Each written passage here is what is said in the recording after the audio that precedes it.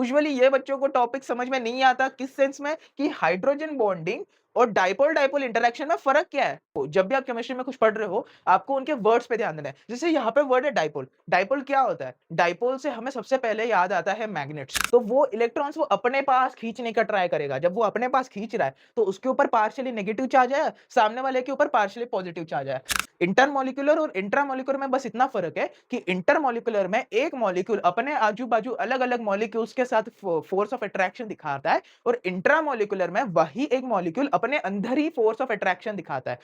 हरि बोल जनता पार्टी, कैसे हो आप सभी लोग? Welcome welcome welcome back to another video. और आज के वीडियो में हम पढ़ने जा रहे हैं हाइड्रोजन बॉन्डिंग के इस टॉपिक को। एंड यूजुअली ये बच्चों को टॉपिक समझ में नहीं आता किस सेंस में कि हाइड्रोजन बॉन्डिंग और डाइपोल डाइपोल इंटरेक्शन में फर्क क्या है। वो तो कहते हैं दोनों में पार्शियली चार्जेस आते हैं, तो इसमें और डाइपोल डाइपोल इंटरेक्शन में फर्क क्या है वो आज के लेक्चर में हम जानेंगे। तो ठीक है, आज का लेक्चर हम करते हैं अभी शुरू। स्टार्टिंग करते हैं हम हमारा डाइपोल डाइपोल इंटरेक्शन से। अभी सर डाइपोल डाइपोल इंटरेक्शन क्या होता है? डाइपोल डाइपोल इंटरेक्शन सुन के हमें देखो, जब भी आप केमिस्ट्री में कुछ पढ़ रहे हो आपको उनके वर्ड्स पे ध्यान देना है। जैसे यहाँ पे वर्ड है डाइपोल। डाइपोल क्या होता है? डाइपोल से हमें सबसे पहले याद आता है मैग्नेट्स। अब मैग्नेट्स की अगर बात कर रहे हैं तो उसमें से हमें ये चीज पता है कि एक होता है नॉर्थ पोल, एक होता है साउथ पोल। ये चीज हो गई। तो वही लॉजिक को हम जब केमिस्ट्री में ऐड करते हैं तो हम पकड़ के चलते हैं यहाँ पे एक हमारा मॉलिक्यूल। ठीक है, मॉलिक्यूल पकड़ते हैं हम HCl का।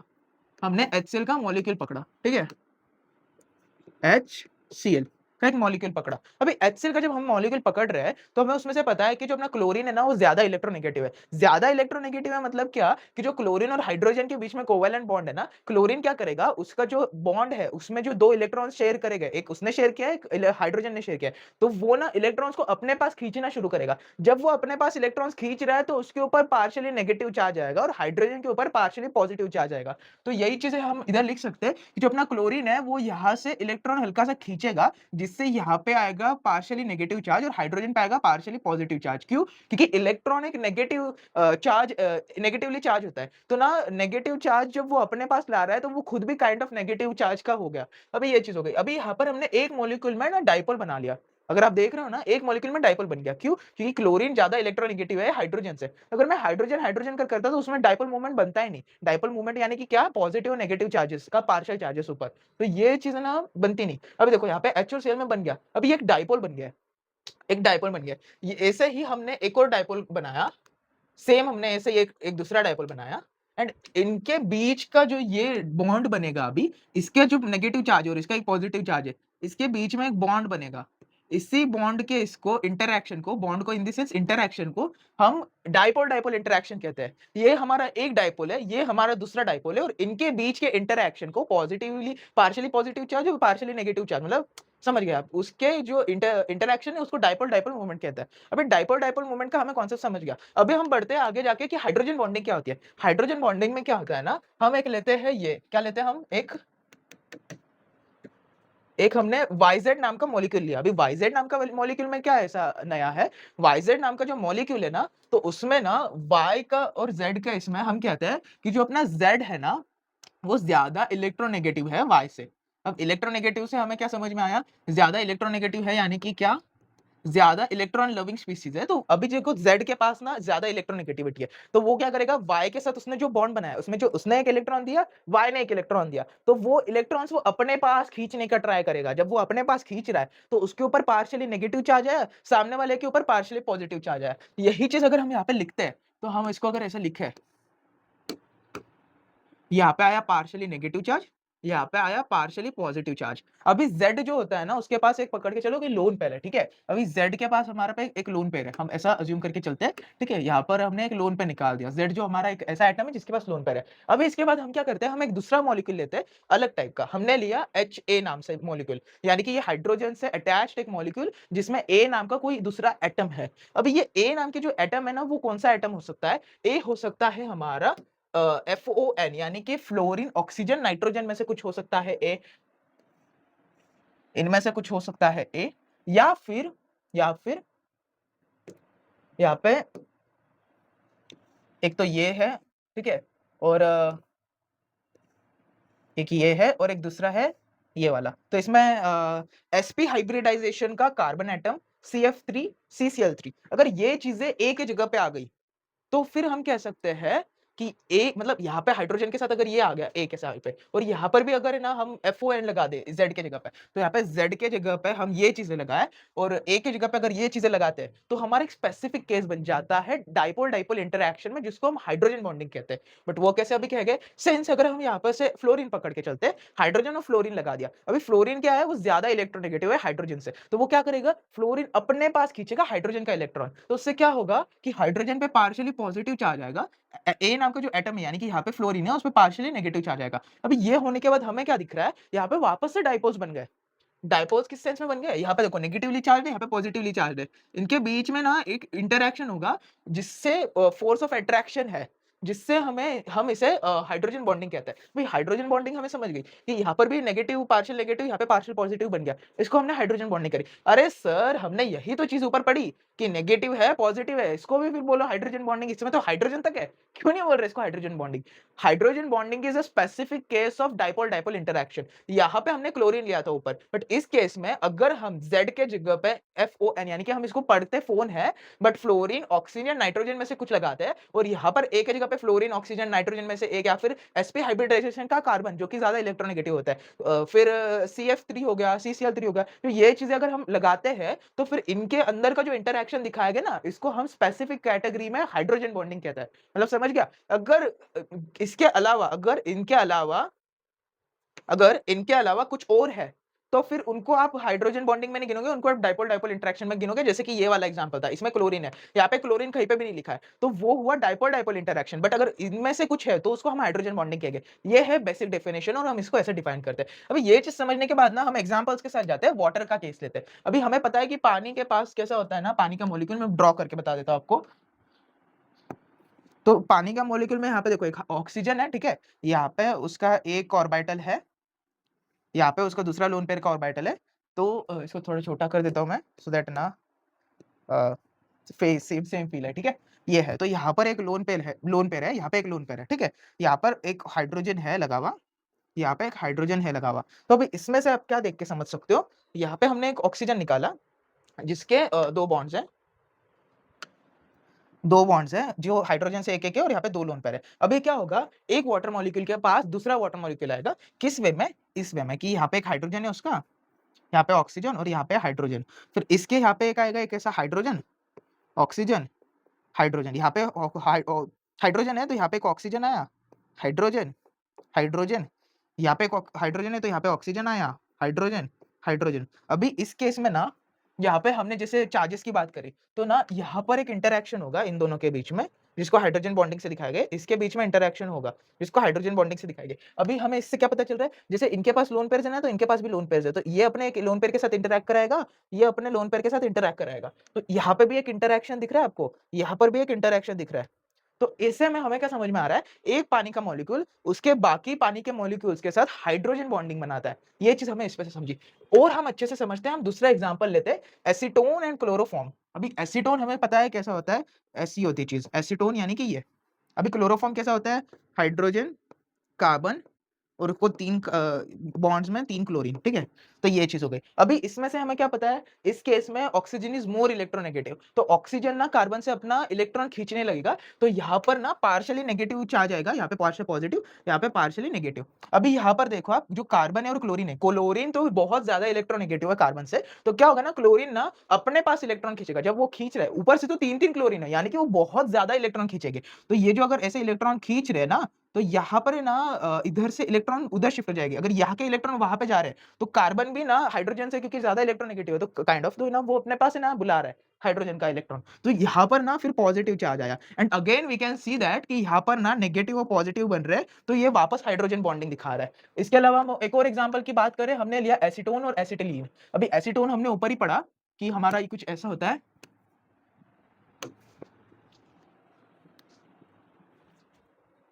एसीटोन हमारा कुछ ऐसा होता है, ठीक है? एसिटिलीन हमारा कुछ ऐसा होता है, H C triple bond C H. इसको हम इथाइलिन भी कहते हैं, ठीक है? इथाइलिन, इथाइलिन नहीं सॉरी इथाइन, इथाइन भी कहते हैं इसको। तो ठीक है, अभी यहाँ पर हमें क्या पता चल रहा है, ये जो कार्बन है ना, ये sp3 है। सिंस ये अपना कार्बन है ना sp3 वाले कार्बन है, sp3 सॉरी कार्बन का जो हाइब्रिडाइजेशन है वो sp के हाइब्रिडाइजेशन वाले कार्बन है। तो उससे क्या हो रहा है, वी स्टडीड दैट कि जो अपना अगर sp का हाइब्रिडाइजेशन वाला कार्बन है, तो वो ना इलेक्ट्रोनेगेटिव रहेगा हाइड्रोजन से। तो अगेन यहाँ पर ना ये चार्जेस बनेंगे, यहाँ पे डेल्टा पॉजिटिव बनेगा, यहाँ पे डेल्टा नेगेटिव बनेगा। ठीक है? फिर यहाँ पर हमें पता है कि ऑक्सीजन ज़्यादा इलेक्ट्रोनेगेटिव है कार्बन से, तो यहाँ पे डेल्टा नेगेटिव, यहाँ पे डेल्टा पॉजिटिव। सेम चीज़ जो हमने पढ़ी वही चीज़ यहाँ पे दिखाई है। Again we can see that यहाँ पे नेगेटिव और पॉजिटिव के बीच में इंटरैक्शन हो रहा है। ये एक इंटरैक्शन को हम हाइड्रोजन बॉन्डिंग कहेंगे।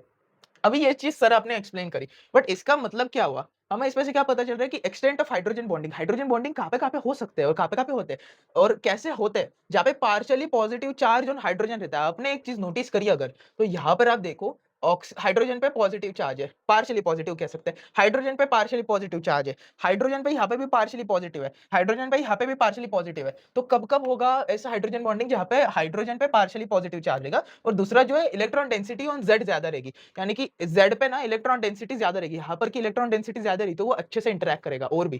तो वो चीज़ है। ये 2 चीज़ हमें समझ गए। अभी टाइप्स ऑफ हाइड्रोजन बॉन्डिंग, कितने टाइप के हाइड्रोजन बॉन्डिंग होते हैं? यूजुअली ना हमें 2 टाइप के हाइड्रोजन बॉन्डिंग पढ़ाए जाते हैं। एक इंटरमॉलिक्यूलर है, एक इंट्रामॉलिक्यूलर है। एक इंटरमॉलिक्यूलर और इंट्रामॉलिक्यूलर में बस इतना फ़र्क है कि इंटरमॉलिक्यूलर में एक मॉलिक्यूल अपने आजू-बाजू अलग-अलग मॉलिक्यूल्स के साथ फोर्स ऑफ अट्रैक्शन दिखाता है और इंट्रामॉलिक्यूलर में वही एक मॉलिक्यूल अपने अंदर ही फोर्स ऑफ अट्रैक्शन दिखाता है। अभी समझा नहीं इसका मतलब? मैं अगर बताऊँ इंटरमॉलिक्यूलर में क्या होता है, मेरे दोनों हाथ में एक-एक एटम समझ के चलो। यहाँ का मेरे पास एक एटम है जो पॉजिटिवली चार्ज्ड है, यहाँ का जो मेरा एटम है वो नेगेटिवली चार्ज्ड है। अभी मेरे जैसे ही 4 लोग इधर खड़े हैं, ठीक है? तो मेरा राइट वाला हाथ पॉजिटिव है, मेरा लेफ्ट वाला हाथ नेगेटिव है। मेरे बाजू में अगर यहाँ पे सेम लड़का खड़ा रहेगा मेरे जैसे, तो उसका भी राइट वाला पॉजिटिव रहेगा, लेफ्ट वाला नेगेटिव रहेगा। तो मेरे बाजू वाले का जो मेरे बाजू वाले का जो राइट हैंड है और मतलब जो लेफ्ट हैंड है, मेरा लेफ्ट नेगेटिव है, उसका राइट पॉजिटिव है। तो हमारे बीच में एक फोर्स ऑफ अट्रैक्शन आएगा और इस वाली साइड पे भी मेरे साथ एक फोर्स ऑफ अट्रैक्शन आएगा। तो ये जब मैं अलग-अलग मॉलिक्यूल्स के साथ इंटरैक्शन करता हूँ, तो उस फोर्स ऑफ अट्रैक्शन के केस को हम इंटरमॉलिक्यूलर कंपाउंड से हम समझते हैं, ठीक है? तो और इंट्रामॉलिक्यूलर का वही है कि एक ही एटम के अंदर यानी कि मैं अपने अंदर ही ये नेगेटिव है और ये पॉजिटिव है, तो उसके साथ एक ही मॉलिक्यूल के अंदर मैं एक नेगेटिव एटम है, एक पॉजिटिव एटम है, उसका फोर्स ऑफ अट्रैक्शन दिखा रहे हैं। तो वो एक इंट्रामॉलिक्यूलर होता है। इंटरमॉलिक्यूलर में हम पहला एग्जांपल लेते हैं H2O का। अगेन पानी हम ड्रॉ करते हैं O, यहाँ पे H, यहाँ पे H। अभी ऑक्सीजन को हमें पता है कि उसके पास 2 लोन पेयर्स है, तो वो यहाँ पे आगे ऊपर एक कोई तो भी हाइड्रोजन के साथ इंटरैक्शन दिखाएगा, इधर भी एक दूसरे हाइड्रोजन के साथ इंटरैक्शन दिखाएगा। अब ये हाइड्रोजन किसी और ऑक्सीजन के साथ भी काइंड ऑफ इंटरैक्शन दिखाएगा, ये हाइड्रोजन भी किसी और ऑक्सीजन के साथ इंटरैक्शन दिखाएगा। तो इस केस में ना ये ना इंटरमॉलिक्यूलर हो गया, यानी कि एक मॉलिक्यूल ऑफ H2O दूसरे मॉलिक्यूल ऑफ H2O के साथ इंटरैक्शन दिखा रहा है, ये चीज़ हो गई। अभी हम एक और पकड़ते हैं एचएफ का। अभी एचएफ का ना स्ट्रक्चर कैसे निकाल रहा हूँ मैं, आप ध्यान से देखना क्योंकि यहाँ पर ही बच्चे गलती करते हैं। एचएफ का स्ट्रक्चर में आपको पहले निकालना है एफ, फिर ऐसा टेढ़ा बॉन्ड, फिर एच, फिर ऊपर एफ, फिर ऐसा टेढ़ा बॉन्ड एच, फिर नीचे एफ, फिर ऐसा ऊपर बॉन्ड एच, फिर यहाँ पे एफ, नीचे बॉन्ड एच। ये चीज़ हमने निकाली। अभी ज़िगज़ैग क्या निकाला है हमने? ये ज़िगज़ैग का अभी मैं एक्सप्लेन करता हूँ। यहाँ पे हमें पता है फ्लोरीन और हाइड्रोजन में फ्लोरीन ज़्यादा इलेक्ट्रोनेगेटिव होता है, तो हाइड्रोजन पे डेल्टा पॉजिटिव आएगा। फिर फ्लोरीन पे डेल्टा नेगेटिव आएगा। हाइड्रोजन पे डेल्टा पॉजिटिव, फ्लोरीन पे डेल्टा नेगेटिव, हाइड्रोजन पे डेल्टा पॉजिटिव, फ्लोरीन पे डेल्टा नेगेटिव, हाइड्रोजन पे डेल्टा पॉजिटिव, यहाँ पे भी डेल्टा नेगेटिव। अभी देखो again we can see that यहाँ पर एक इंटरैक्शन हो रहा है। यहाँ पर सॉरी, यहाँ पर एक इंटरैक्शन हो रहा है, यहाँ पर एक इंटरैक्शन हो रहा है। तो देखो इसमें ना मैंने दिखाया है ज़िगज़ैग हो रहा है, बट ज़िगज़ैग ही क्यों हो रहा है? उसका एक्सप्लेनेशन मैं अभी इस वाले लाइन से देता हूँ। एनसीईआरटी की लाइन है, आप पढ़ सकते हो। लाइन में क्या लिखा है? Only HF and H2O forms polymeric structures due to hydrogen bonding. यहाँ पर एक स्ट्रक्चर है, ये ना अपना एचएफ और H2O पॉलीमेरिक स्ट्रक्चर बनाते हैं। पॉलीमेरिक स्ट्रक्चर मतलब लंबी-लंबी चेन बना सकते हैं वो, लंबी-लंबी चेन। ये जो ज़िगज़ैग चेन है ना वो जाती सकती है, मतलब वो चलती जाएगी, चलती जाएगी, चलती जाएगी। सेम अपना जो H2 है ना वो अलग-अलग मॉलिक्यूल्स के साथ इंटरैक्ट करेगा। इधर इधर एक ऑक्सीजन लगा, वो ऑक्सीजन किसी और के हाइड्रोजन को छेड़ेगा, उस ऑक्सीजन के बाकी 2 हाइड्रोजन किसी और ऑक्सीजन्स के साथ है ना इंटरैक्ट करेंगे। मतलब ओवरऑल इंटरैक्शन चलती रहेगी और ये बड़ी-बड़ी चेन्स तक जा सकती है। इसलिए यहाँ पे लिखा है कि पॉलीमेरिक स्ट्रक्चर्स बनाए गए, ठीक है, हाइड्रोजन बॉन्डिंग से। HF forms linear polymeric structures, यानी कि ये देखो ये लीनियर है। ये लीनियर पॉलीमेरिक स्ट्रक्चर्स है और H2O जो है ना वो टेट्राहेड्रल स्ट्रक्चर्स बनाएगा। टेट्राहेड्रल का हमने पढ़ा था स्ट्रक्चर ऑफ एटम न्यूक्लियर में कि 1-2 बॉन्ड ऐसे होते हैं उसमें, 2 बॉन्ड आगे के साइड पे होते हैं और 2 बॉन्ड ऐसे पीछे के साइड पे होते हैं।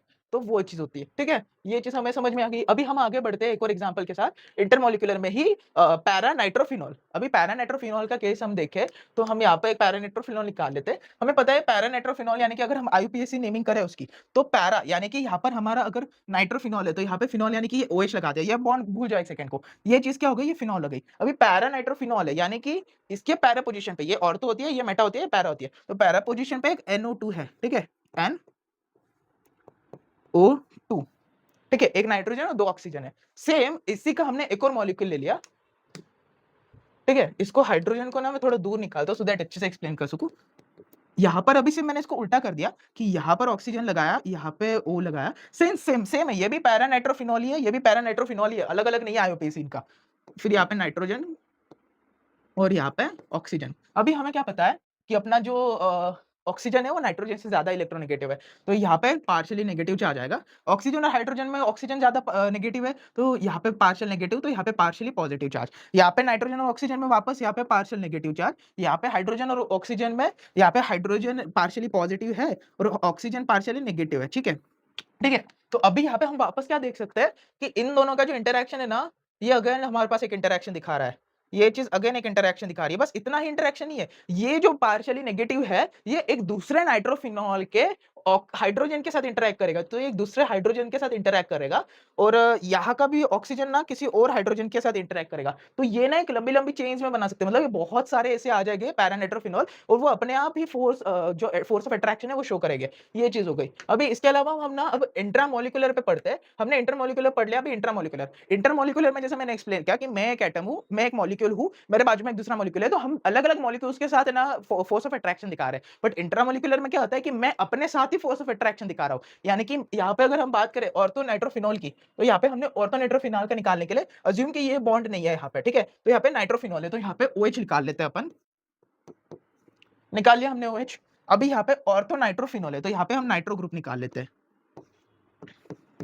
Since we know that oxygen जो है वो नाइट्रोजन से ज्यादा इलेक्ट्रोनेगेटिव है, तो इसमें पार्शियली नेगेटिव चार्ज आएगा। यहाँ पे ऑक्सीजन और हाइड्रोजन में ऑक्सीजन ज्यादा नेगेटिव है, तो यहाँ पे पार्शियल नेगेटिव चार्ज, यहाँ पे पार्शियली पॉजिटिव चार्ज। अभी यहाँ पर वापस इंटरेक्शन हो रहा है, बट ना ये ना एक ही मॉलिक्यूल के अंदर हो रहा है, तो इससे लिए ना इसको इंट्रा मॉलिक्यूलर बोलते हैं। इंट्रा यानी कि खुद के अंदर ही, इसको ऐसे हम एक्सप्लेन कर सकते हैं। अभी इसमें से हमें ना बॉइलिंग पॉइंट का ट्रेंड निकालना रहा कि ऑर्थो नाइट्रोफिनॉल में और पैरा नाइट्रोफिनॉल में बॉइलिंग पॉइंट किसका होगा? सिंस दोनों का मॉलिक्यूलर मास और मॉलिक्यूलर फार्मूला सेम है, इसका भी पैरा नाइट्रोफिनॉल का जो मॉलिक्यूलर फार्मूला रहेगा वही तो ऑर्थो नाइट्रोफिनॉल का रहेगा, बस वो स्ट्रक्चर में अरेंजमेंट अलग है। यहाँ पे ऑर्थो पोजीशन पे लगा है, वहां पे पैरा पोजीशन पे लगा है। तो इसमें ना हम इसको कैसे फील ले सकते हैं कि जो अपना पैरा नाइट्रोफिनॉल है उसमें एक तो मॉलिक्यूल को तोड़ने में जितनी एनर्जी लगेगी तो उतनी लगेगी, उसके अलावा और एनर्जी कहाँ पे लगेगी? जब बाजू के साथ वो इंटरैक्शन कर रहा है, तो वो बाजू के इंटरैक्शन को उसको तोड़ना है पहले, उसके बाद उसको तोड़ सकते हैं। तो बाहर के इंटरैक्शन के लिए उसको एक अलग एनर्जी लगेगी और खुद को तोड़ने के लिए उसको अलग एनर्जी लगेगी। तो इस केस में ना इसका बॉइलिंग पॉइंट ज्यादा होगा। इसका जो बॉइलिंग पॉइंट रहेगा ना वो ज्यादा रहेगा एज कंपेयर टू इसका। इसका बॉइलिंग पॉइंट कम रहेगा। क्यों? क्योंकि इसको ना खुद ही को तोड़ना है। इसके पास कुछ और है नहीं, किसी और के साथ दूसरे मॉलिक्यूल के साथ इसने बॉन्ड नहीं बनाया, तो इसको खुद को तोड़ना है, तो ना इसको एनर्जी इतनी नहीं लगेगी। ये चीज़ है। वही अगर H2 और HF में बात करें, तो H2O की ना अपना ये बनाता है, वो टेट्राहेड्रल स्ट्रक्चर बनाता है, इसलिए H2O का ना बॉइलिंग पॉइंट ज़्यादा रहेगा, ठीक है? फ्लोरीन अपने HF से, ठीक है? तो ये चीज़ हो गई। अभी आगे हम और एक चीज़ पकड़ते हैं और यहाँ पर आप देख सकते हो, हमारे पास एक यहाँ पे एटम है। एटम है, मॉलिक्यूल है, मॉलिक्यूल के हिसाब से बताता हूँ चलो। तो यहाँ पे हमारे पास एक मॉलिक्यूल है और यहाँ पे मैं पेन के कलर बदल लेता हूँ, ठीक है? यहाँ पे हमारे पास एक मॉलिक्यूल है। अभी ये मॉलिक्यूल में क्या है, यहाँ पे बीच में जो व्हाइट है ना, इसको पकड़ के चलो आप ऑक्सीजन है और बाजू के जो रेड है ना, वो है अपने हाइड्रोजन। तो अभी देखो यहाँ पे ना ऑक्सीजन पे पार्शियली नेगेटिव चार्ज आ गया, ठीक है? हमें पता है। तो अभी ना हमने इसके अलावा ना यहाँ पर उसको 4 बॉन्ड से कनेक्ट किया और वो 4 बॉन्ड किसके साथ के थे? 4 अलग-अलग H2O के मॉलिक्यूल के साथ थे। अभी इन 4 H2O के मॉलिक्यूल्स में हमें क्या पता है कि यहाँ पर एक डेल्टा नेगेटिव है, तो यहाँ पे इसके बाजू में डेल्टा पॉजिटिव आया, इसके बाजू में डेल्टा पॉजिटिव आया, यहाँ पे डेल्टा पॉजिटिव आया, यहाँ पे delta positive, delta positive, delta positive, delta positive, delta positive, delta positive, delta positive और इन पे डेल्टा नेगेटिव आया। Delta negative, delta negative, delta negative, delta negative. ये चीज़ हमें समझ गई। अभी यहाँ पर हम जो इंटरैक्शन देख रहे हैं उसमें अगेन वो पता चल रहा है कि यहाँ पे नेगेटिव का यहाँ पे पॉजिटिव के साथ इंटरैक्शन है, नेगेटिव का यहाँ पे पॉजिटिव के साथ इंटरैक्शन है। तो हम नेगेटिव पॉजिटिव का, तो हम क्या कह सकते हैं, अगर हमने H2O लिक्विड में लिया उसको हमने H2O सॉलिड में किया, यानी कि उसको बर्फ बनाया फॉर एग्जांपल। तो हमें क्या पता चलता है कि इस इंटरेक्शन से कि हम अगर इसकी बात करें, पहले सवाल की बात करें इसमें से, तो हमें इसमें से ये पता चल रहा है कि यहाँ पे number of water molecular attach, molecular नहीं, यहाँ पे मॉलिक्यूल आना चाहिए, ठीक है। Number of water molecule attach to one H2O molecule, ठीक है। तो इसमें हम देख सकते हैं एक H2O के मॉलिक्यूल को 4 और H2O के मॉलिक्यूल लगे, तो यहाँ पे आंसर आया 4, ठीक है। दूसरा हम पढ़ते हैं कि tetrahedrally bonded to water molecule in solid state. अगर हम इसको लिक्विड से सॉलिड बनाते हैं तो ये टेट्राहेड्रल फॉर्म लेता है। टेट्राहेड्रल फॉर्म मतलब अपना जैसे कार्बन का रहता है ना, अपना मीथेन का स्ट्रक्चर रहता है, वैसा ही डिजाइन ले लेता है, मतलब ये ज्योमेट्री ले लेता है। फिर हम इसकी डेंसिटी की बात करते हैं। डेंसिटी की बात करने के पहले आपको मैं ये स्ट्रक्चर से शो करता हूँ कि हम जब है ना क्या देखते हैं,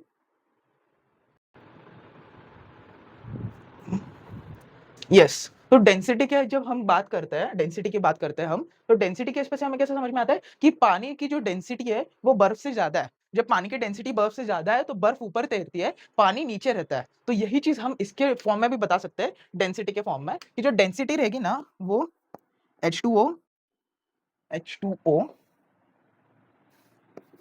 लिक्विड की H2O सॉलिड से डेंसिटी ना लिक्विड की ज्यादा।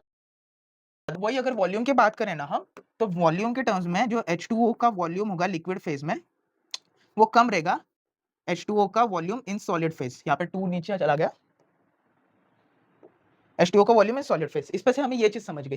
तो ओवरऑल ना हमें ये चीजें समझ में आई है, ये पॉइंट्स अपने क्लियर हुआ है पानी को लेके। तो यही था पूरा टॉपिक अपना हाइड्रोजन बॉन्डिंग का। अब इसके बाद आप जो भी इस पे न्यूमेरिकल्स करोगे ना, वो आपको सभी आसानी से जम जाएंगे। हाइड्रोजन बॉन्डिंग का बस इतना ही कॉन्सेप्ट है, जो आपका जेईई, नीट, सीईटी और अदर कॉम्पिटिटिव एग्जाम जहाँ पे ऑर्गेनिक का पार्ट, इनऑर्गेनिक का पार्ट, जहाँ पे भी हाइड्रोजन बॉन्डिंग नाम का टॉपिक आएगा, वहां पे इतना सब कुछ अगर आप पढ़ लेते हो, जैसे कि ये चीज पढ़ ली, फिर इंट्रामोलिकुलर पढ़ लिया, इंटरमोलिकुलर पढ़ लिया, उसके एग्जांपल्स देख लिए, बॉइलिंग पॉइंट में कैसे फर्क पड़ेगा उसका देख लिया, फिर एसीटोन और एसिटिलीन में यहाँ पे हाइड्रोजन बॉन्डिंग का एग्जांपल देख लिया, किस पॉइंट्स के बेसिस पर हाइड्रोजन बॉन्डिंग डिफाइन किया जा सकता है या फिर और अच्छे कैसे बन सकते हैं उसके बारे में देखा, एग्जांपल्स के बारे में बात किया, और हाइड्रोजन बॉन्डिंग और डाइपोल डाइपोल इंटरेक्शन में क्या फर्क होता है उसके बारे में भी जाना। So that is it for today's video. उम्मीद करता हूं आपको वीडियो पसंद आई होगी। अगर पसंद आई हो तो लाइक, शेयर, सब्सक्राइब जरूर करना। अगेन अगर आपको मुझे कुछ बताना है, कुछ सजेशंस देने हैं, बात करनी है, तो आप मुझे टेलीग्राम पे, इंस्टाग्राम पे या फिर यूट्यूब पे कमेंट सेक्शन में आप बता सकते हो। सो या that is it for today's video. मिलते हैं जल्दी नेक्स्ट वीडियो में किसी और न्यू टॉपिक के साथ। तब तक के लिए बाय बाय।